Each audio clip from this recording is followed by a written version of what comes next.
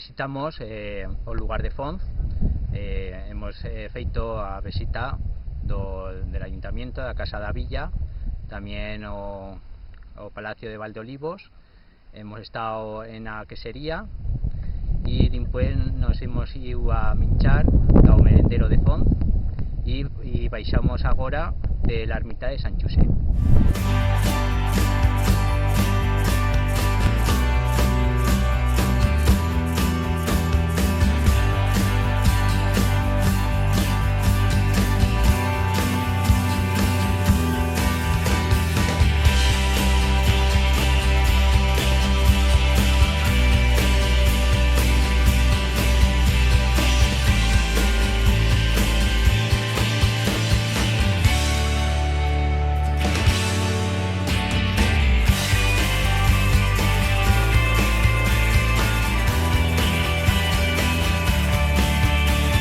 A Fonz van tenir muy buen tiempo y nos van a tratar muy bien.